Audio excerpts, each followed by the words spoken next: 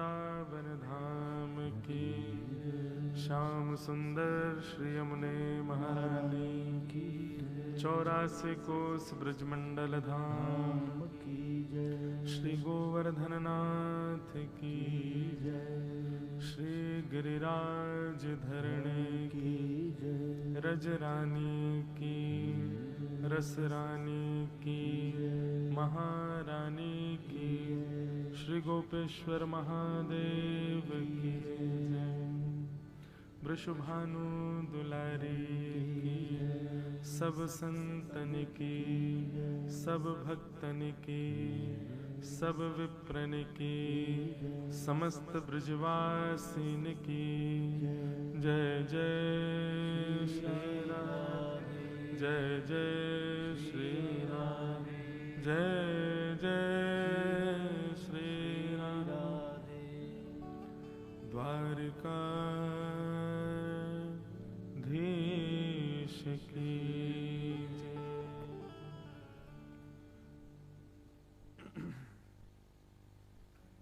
परम मंगल में प्रात अखिलेश्वर,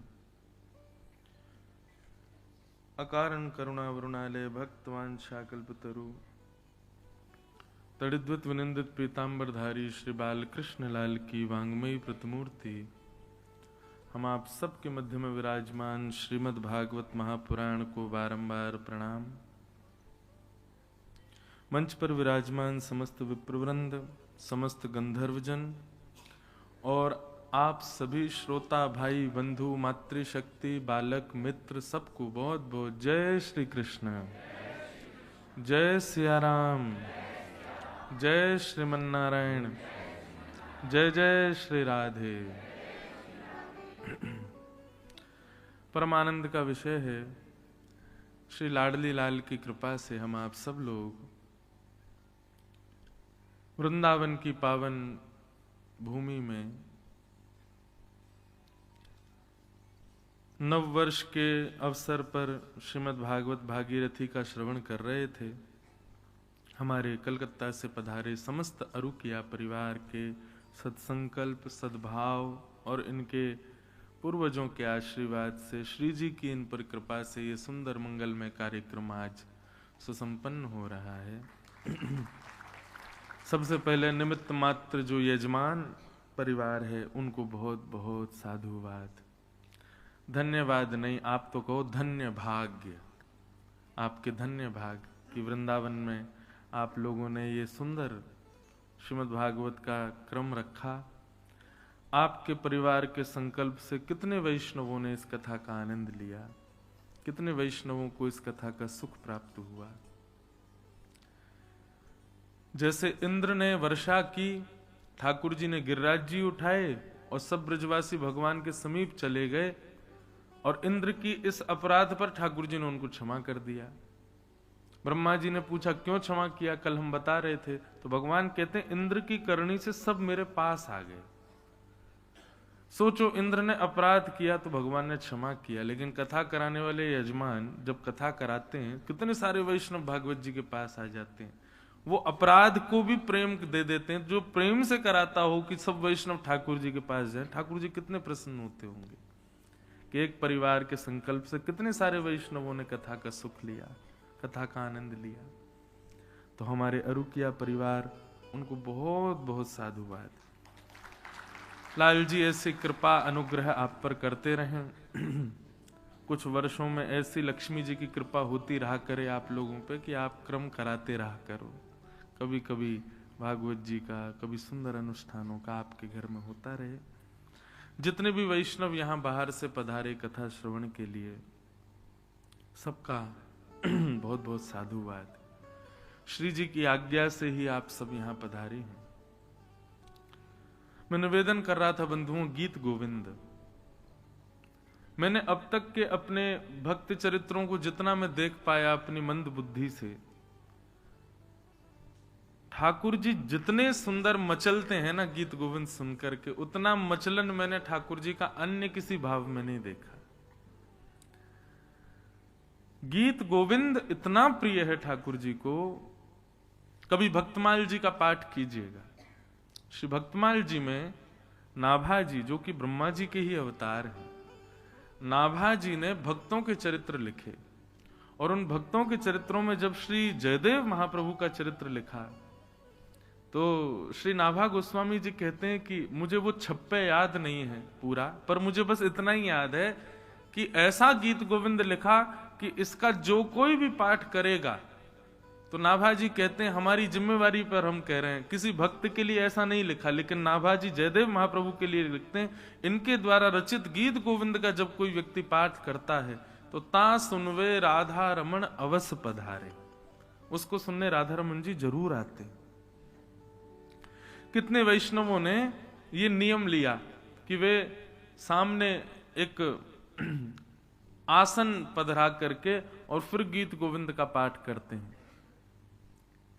अभी कहीं के वैष्णव आए थे और वो जब आए तो रोते ही रहे जितनी देर मेरे सामने बैठे। मैंने कहा आप क्यों ऐसे हो रहे हो? बोले महाराज जी आपकी हमने बस ऐसी चलते चलते कथा लगा ली थी, आप उसमें बोल रहे थे कि ठाकुर जी का साक्षात्कार करना है तो जयदेव महाप्रभु के गीत गोविंद का पाठ करो, सामने खाली आसन रख के, पवित्र शुद्ध आसन, उस पर इत्र वित्र लगा के कि लाल जी आके आप विराजो, हम आपको पाठ सुना रहे हैं।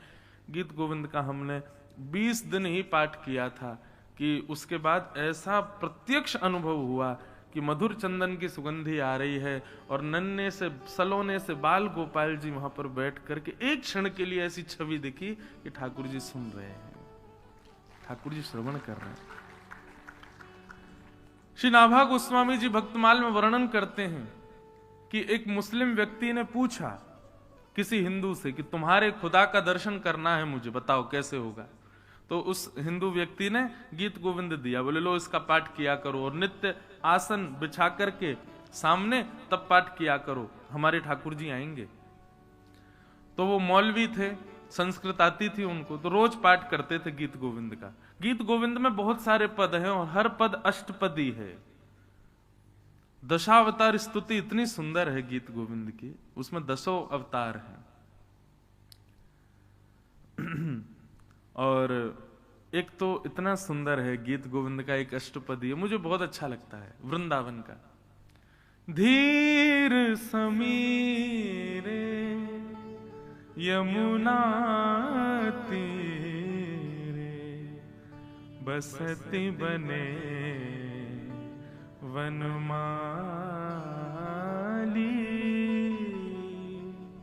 बसती बने बनमाली। ये भी गीत गोविंद है। तो गीत गोविंद का वो मौलवी जी रोज पाठ करते थे सामने आसन रख करके। एक दिन उनको कहीं जाना था, बहुत जल्दी में थे, तो बहुत दिनों से नियम बन गया था गीत गोविंद पाठ करने का, आसन रोज रखते ही थे। तो एक दिन कहीं जल्दीबाजी में जा रहे थे तो उन्होंने सोचा घोड़े पर मैं बैठे बैठे गीत गोविंद कर लूंगा। घोड़े पर बैठ गए और बैठ करके पाठ करने, और ठाकुर जी को आसन नहीं दिया। तो जैसे पाठ करते हुए वो गीत गोविंद का पाठ करते हुए घोड़े को चलाने लगे, इतने में उन्होंने क्या देखा, एक सांवला सा नन्हा सा बालक मौलवी की तरफ मुख करके उल्टा दौड़ रहा है और ऊपर भुजा उठा करके दौड़ रहा है। तभी क्या देखा, ललित त्रिभंगी श्याम सुंदर ही दौड़ रहे थे, उल्टे दौड़ रहे थे और गीत गोविंद सुनते हुए चल रहे थे। मौलवी ने अपना घोड़ा रोका, नीचे उतर करके आया, कमल नेत्र ठाकुर जी के, सुंदर दंतावली, घुंघराले केश, श्याम वर्ण, देख करके उसके नेत्र सजल हो गए। बोल भगवान आप जल्दी जरूर हिंदुओं के खुदा है ना। ठाकुर जी मंद मुस्कुरा गए, बोले भगवान आप ऐसे उल्टे क्यों दौड़ रहे हो? बोले आज तेने आसन ही ना धरो हमारे काजे, तू अकेलो ही बैठ गयो घोड़ा पे, हमारे काज आसन ही ना धरो तो कहा करें। अब गीत गोविंद कोई गावे तो मेरो तो मन करे सुनवे को, या हमारे में उल्टो दौड़ते दौड़ते सुन रहे हो, तू गा रो या मारे। इसलिए गीत गोविंद का कभी भी पाठ करो बंधुओं, एक आसन जरूर पधराओ और ऐसा भाव रखो, हे लाल जी आप पधारो। निश्चित ठाकुर जी आते हैं गीत गोविंद सुनने के लिए, इतना प्रिय है ठाकुर जी को। श्री जगन्नाथ जी रोज रात्रि शयन करा करके पुजारी लोग जाते, सुबह आकर के जैसे ही कपाट खोलते तो क्या देखते, जगन्नाथ जी के वस्त्र फटे हुए हैं, यहां से आंखों के पास में ऐसे छिल रही है जैसे मानो कहीं किसी ने कोई ठाकुर जी को बहुत ज्यादा कष्ट दिया है। पुजारियों ने निवेदन किया, भगवान ये आपके वस्त्र फटके से जाते हैं और आपके अंग प्रत्यंगों पर इतने कांटे क्यों लगे हैं? तो जगन्नाथ जी बोले जगन्नाथपुरी को एक माली है और उस माली की पुत्री वो किसी गुरुजन से गीत गोविंद सीख करके आ गई है। अब वो जब अपने वन में बैंगन तोड़ने के लिए जाती है तब गीत गोविंद गाती है और उसको सुनने के लिए मैं उसके पीछे पीछे जाता हूं। वहां इतने सारे कांटे होते हैं, मुझे पता ही नहीं चलता, वो सब कांटे लग जाते हैं, मेरे वस्त्र फट जाते हैं। तब महाराज पुजारियों ने उस माली की कन्या को बुलवाया और श्री जगन्नाथ जी के सामने बैठाया, बोले अब यहां गाया करो गीत गोविंद। जैसे ही उसने गीत गोविंद गाया, महाप्रभु जगन्नाथ जी झूमने लगे और झूमते झूमते पुजारी जी से बोले इसको लाओ मेरे हृदय से लगा दो। जैसे ही ठाकुर जी के हृदय पर उसको जाकर के आच्छादित किया, हृदय से लगते ही उसने अपने प्राण त्याग दिए और ठाकुर जी में ही विलीन हो गई। ऐसा है गीत गोविंद। तो 2024 प्रारंभ हो गया है आज। 31 दिसंबर तक प्रयास करना, बिना नागा किए एक दिन भी नित्य गीत गोविंद का पाठ करो। बंधुओं, ये भक्तों के द्वारा रचित जितने भी भाव है ना, इनको आप कैसी भी अवस्था में कर सकते हो, उसमें कोई दिक्कत नहीं है। आप इसका पाठ करो, नित्य पाठ करो। और एक बात याद रखिएगा, ये 365 दिन का जो आज से आप संकल्प लेने वाले हो ना कि हम रोज करेंगे गीत गोविंद का पाठ, इसमें जो विक्षेप आएगा निश्चित है कि एक आध दिन तो छूटेगा। वो विक्षेप ठाकुर जी ही भेजेंगे। क्योंकि ठाकुर जी ऐसे ही आनंद करते हैं कि ऐसा कुछ करूं कि जे कर ही नहीं पावे। लेकिन आप भी दृढ़ संकल्प कर लेना, बोले ठाकुर जी चाहे आपकी जितनी जोर हो लगा लो, हम तो रोज पाठ करेंगे, हम एक दिन भी बेनागा नहीं करेंगे। आप निश्चित मानिए बंधु, वृंदावन धाम में बैठ कर के हम आपको अपनी जिम्मेवारी पर कहते हैं, ठाकुर जी निश्चित आपको दर्शन देंगे। 1 वर्ष 2 वर्ष की बात नहीं, इसी वर्ष में ही हो जाएंगे। हम तो पहले से ही संकल्प करके बैठे हैं, भैया 2024 कहां तक वेट करते रहे, 25 आ जाएगी, फिर 26 आ जाएगी, 30 आ जाएगी, बूढ़े बड़े हो जाएंगे हम लोग। यहां तो कई बूढ़े बड़े बैठे हैं बेचारे, 2030-35 तक तो वो कट लेंगे। लेकिन हम लोगों को युवावस्था में भक्ति मिल गई है, तो ये लंबी आंकड़े नहीं जाने चाहिए। दृढ़ संकल्प कर लो बंधु, हर 1 जनवरी को, ये इस वर्ष तो ठाकुर जी को आना ही पड़ेगा हमारे पास। ऐसी दृढ़ता अपने चित्त में लिया। अरे मोटिवेशन लाते हैं लोग, इस साल हम ये करेंगे, इस साल हम जिम जाया करेंगे, इस साल हम ये खाया करेंगे, इस साल माता पिता के सम्मान वो सेवा करेंगे, ये करेंगे। अरे आज संकल्प लो कि इस वर्ष ठाकुर जी का प्रत्यक्ष साक्षात्कार करेंगे। ठाकुर जी नहीं मिलेंगे, चलो इतनी योग्यता नहीं सीधे ठाकुर जी मिले, तो ठाकुर जी की सहचरी विशाखा जी दिख जाएं, श्री ललिता जी दिख जाएं, सूरदास जी दिख जाएं, मीराबाई दिख जाएं, कोई वैष्णव का ही दर्शन हो जाए, फिर धीरे धीरे ऊपर बढ़ेंगे तो कोई आचार्य का दर्शन हो जाए, आचार्य के बाद कभी तो ठाकुर जी, वैष्णव एक वैष्णव का दर्शन हो गया तो निश्चित है ठाकुर जी दर्शन देंगे। बस प्रतीक्षा करो। तो दृढ़ संकल्पित हो जाओ बंधुओं इस वर्ष में। ठाकुर जी, राधारमन जी, आप चाहे जितना जोर लगा लो, या वर्ष तो हम मिलके रहेंगे आपसे, आपको मिलना ही पड़ेगा। इस संकल्प के साथ प्रवेश करो। आज विश्राम दिवस, कथा विलंब से शुरू हुई,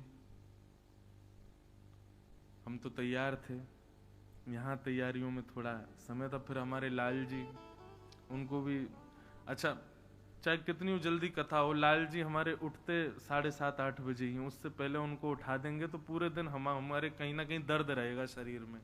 लाल जी कहेंगे दारी के तेने मैं उठाए कैसे जल्दी, मैं थक गऊँ। वो कल कथा में आए तो और थक गए, आज पूरे दिन सफर है उनका।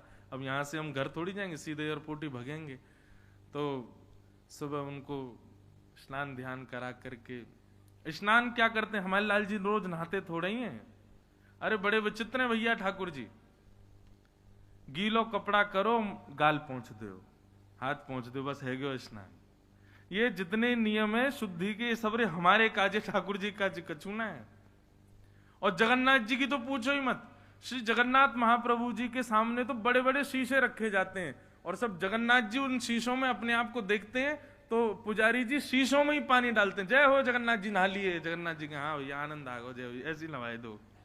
प्रतिबिंब नहाता है जगन्नाथ जी का। तो साल में एक बार स्नान पूर्णिमा पर स्नान करते हैं, और वह स्नान में ही बीमार पड़ जाएं, बुखार आ जाए ठाकुर जी, और महाराज 15-20 दिन के लिए चले जाएं, ठाकुर जी को थर्मोमीटर वगैरह लगा के लोग फोटो वोटो डाल देते हैं, ऐसा तो नहीं है। पर ठाकुर जी, अच्छा इसके पीछे बड़े रहस्य हैं बंधुओं।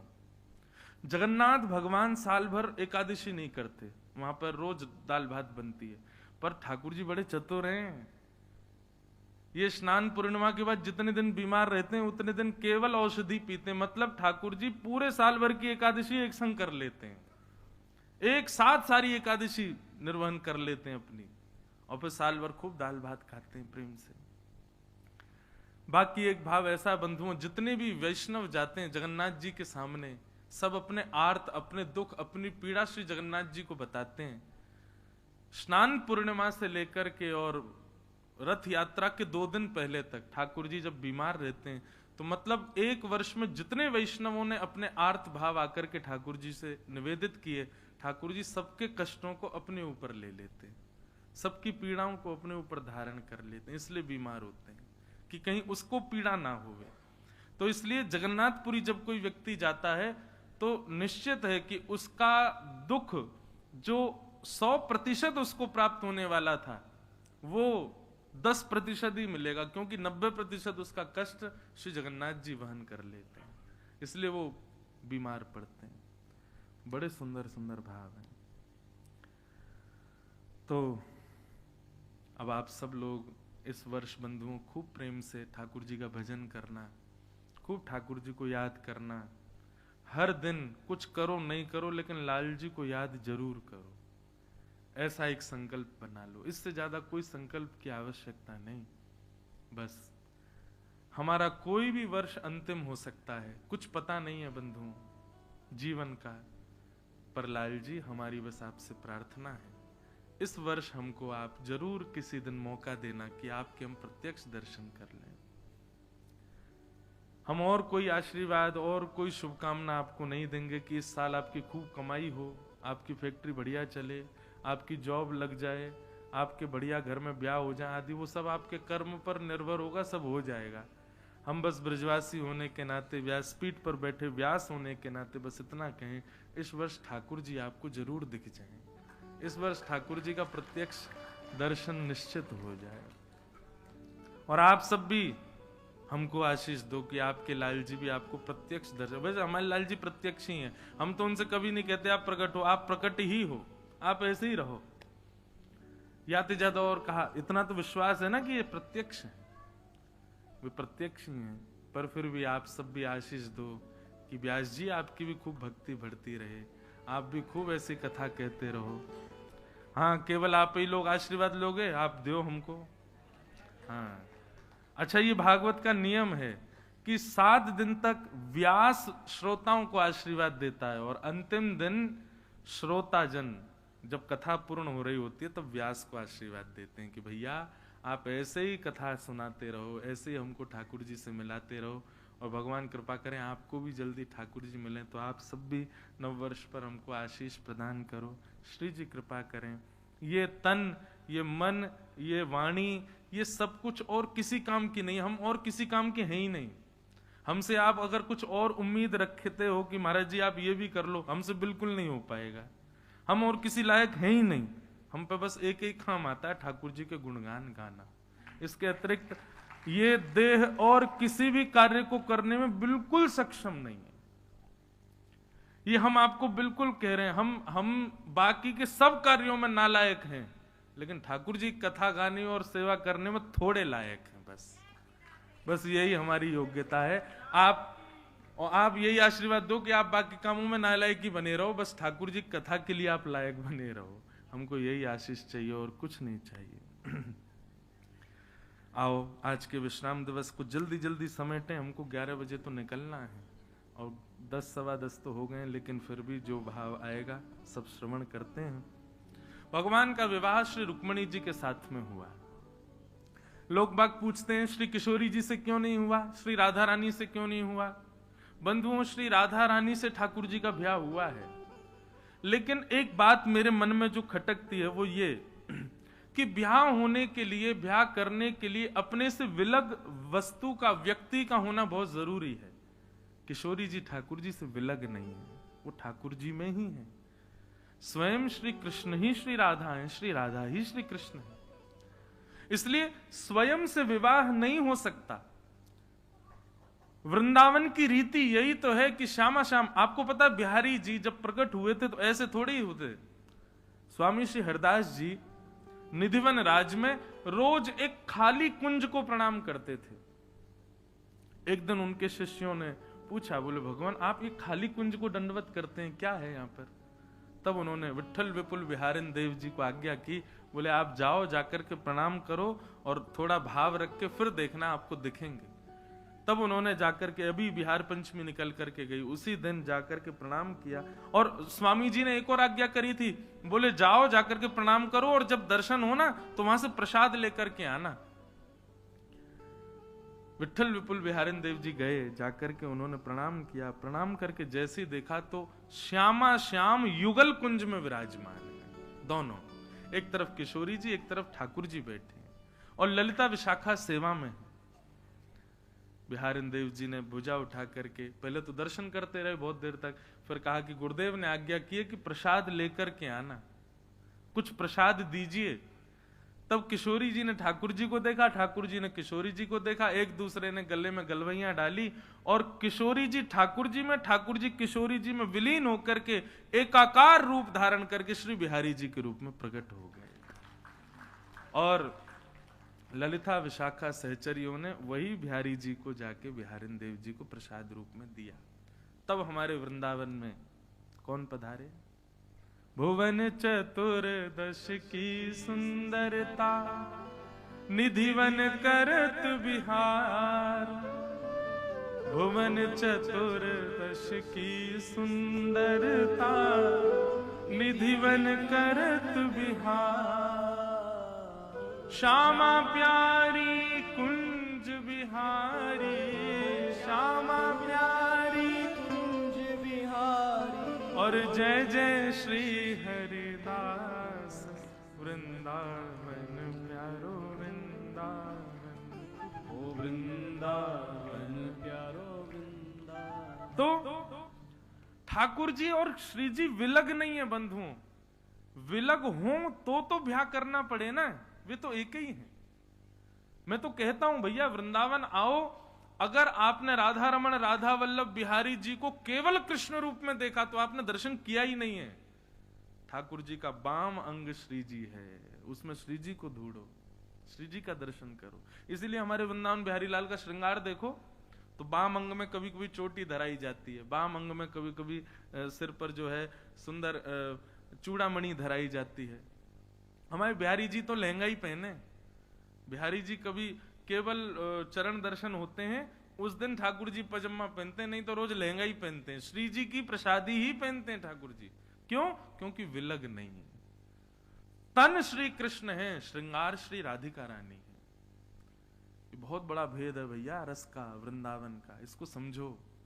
ठाकुर जी का बाम अंग जो है, ये बाम हिस्सा जो है, ये श्री जी है, वो श्री जी के रूप में ही विराजमान। हृदयवंश महाप्रभु कहते हैं, बसो मोरे नैनन में यह जोरी, हित हरिवंश करी न्यो छावर चिर जियो यह जोरी। ठाकुर जी आपने हमको 2 आंख क्यों दी?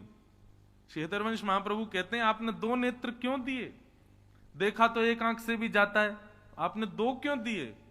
बोले एक नेत्र में नव दुल्हे ब्रजराज सांवरो और दूसरे नेत्र में दुल्हन राधा गोरी, ताकि एक नेत्र में श्याम सुंदर बैठे और दूसरे नेत्र में श्री जी बैठे। इसलिए आपने हमको 2 नेत्र प्रदान किए। तो कभी भी वृंदावन में ठाकुर जी का जब दर्शन करो, बाम अंग में श्री जी विराज रही हैं, यही भाव से दर्शन करो। आज आप लोग जा तो नहीं रहे हो यहां से, अब सब लोग दर्शन करने जाना, और आज इसी भाव से करना। ठाकुर जी के सिर से लेकर नख तक जो वाम अंग है वो श्री जी है, उसी भाव से ही देखिएगा। आज अलग ही दर्शन होंगे फिर आपको, क्योंकि वे श्री जी हैं। तो श्री जी से ब्याह इसलिए संभव वैसे तो हुआ है, लेकिन रुक्मणी जी से इसलिए हुआ क्योंकि रुक्मणी जी विलग हैं, रुक्मणी जी अलग हैं। श्री जी तो ठाकुर जी में ही है, ठाकुर जी ही है।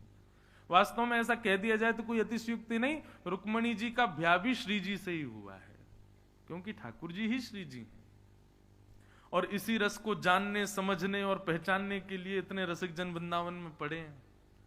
हम आप 2-4 मिनट में कैसे समझ जाएंगे इस रस को? पूरा जीवन न्योछावर करो तब भी ये रस समझ में नहीं आएगा। एक व्यक्ति बोला वृंदावन आ गए महाराज जी, पर यहां की परंपरा, रीति, रस समझ में क्यों नहीं आता? मैंने कि यही कृपा है कि समझ में ना आवे। समझ आ गया तो मैंने तुम्हारी योग्यता नहीं, फिर ना समझ ही बने रहो वृंदावन में। तो भगवान का ब्याह रुक्मणी जी के साथ में हुआ। आगे फिर भगवान का दूसरा विवाह जामवंत की पुत्री जामवती के साथ में हुआ। एक समंतक उपाख्यान यहां पर सुनाया जाता है। एक मणि थी सत्राजित यादव की। उस मणि की विशेषता यह थी कि वो हजारों किलो सोना रोज देती थी। ठाकुर जी ने मन में विचार किया, इतना किलो सोना रोज देती है, अकेला व्यक्ति इतने धन का क्या करेगा? तो भगवान ने जाकर के सत्राजित से कहा, एक काम करो, अपनी मणि द्वारिका के कार्यालय में जमा करा दो और हमको बता दो तुमको कितना धन चाहिए। रोज उतना सोना हम तुमको दे देंगे, बाकी के से हम द्वारिका का कल्याण कर लेंगे। लेकिन सत्राजित ने मना कर दिया, नहीं, मेरी मणि है, मैं अपने पास ही रखूंगा। भगवान बोले जैसी इच्छा। एक दिन सत्राजित का छोटा भाई प्रसेन मणि पहन करके द्वारिका में घूमता हुआ वन की ओर गया। शेर ने प्रसेन को मार दिया, मणि लेकर के शेर चला गया। एक भालू ने शेर को मार दिया, मणि लेके भालू चला गया। बहुत ध्यान से सुनिएगा, मैं जल्दी जल्दी सुना रहा हूं, लेकिन बहुत अच्छी कथा है।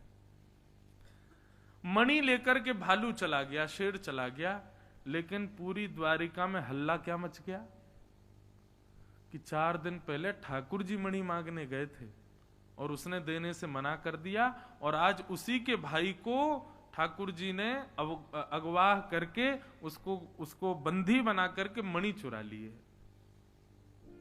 पूरी द्वारिका ठाकुर जी पर उंगली उठाने लगी। ये संसार है बंधु।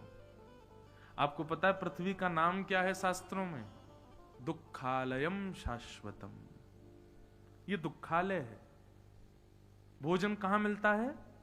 भोजनालय। पढ़ाई कहां होती है? विद्यालय। कार्य कहां किए जाते हैं? कार्यालय। भोजनालय में पुस्तक मिलती है कभी? नहीं। कार्यालय में कभी भोजन किया जाता है? नहीं। तो फिर दुखालय में सुख कैसे मिल जाएगा बताओ? ये दुखालय है, ये सुखालय नहीं है, ये दुखालय है। जैसे लाइब्रेरी में चुप करके कोई खाने की वस्तु ले जाए, ऐसे ही इस दुखालय में छुप छुप करके कभी कभी सुख आ जाता है। नहीं तो निरंतर रहने वाला तो दुख ही है। दुख कभी कम नहीं हो सकता, क्योंकि आप जिस आलय में हो वो दुख का आलय है। आलय कहते हैं